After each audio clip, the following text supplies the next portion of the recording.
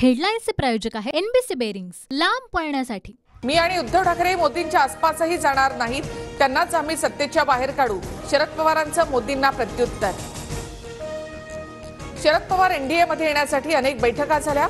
गेल्या काही वर्षात पवारांची अशीच भूमिका राहिली आहे, त्यामुळे मोदी यांचं उपरोधिक वक्तव्य, बावनकुळेंची प्रतिक्रिया। पुण्यामध्ये पैशांचे ट्रक आलेत, फडणवीस आज वाटप करतील।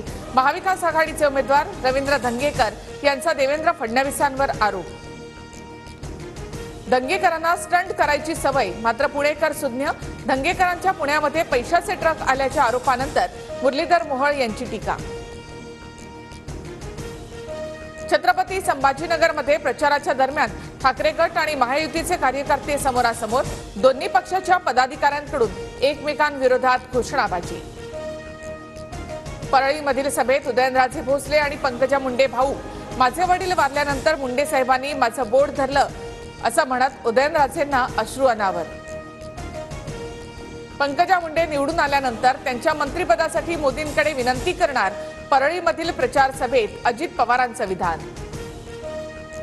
अजित पवार यांना कुणीतरी चिठ्ठी लिहून दिली, त्यानंतर दादा बोलले, अजित पवारांच्या येत्या निवडणुकीत लंकेंचा बंदोबस्त करायचा, या टीकेनंतर निलेश लंकेंचा टोला। लंकेना दमदाटी करणाऱ्यांनी घरात दमदाटी करावी, लंकेना दमदाटी केली तर सुप्रिया सुळे ढाल बनून उभी राहील, सुप्रिया सुळेंचा अजित पवारांना इशारा। राज ठाकरे देशद्रोह्यांच्या मांडीला मांडी लावून बसले, काही पक्षांची दखल घ्यावी अशी स्थिती नाही, राज ठाकरेंच्या फतव्याच्या टीकेवरून संजय राऊतांचा पलटवार।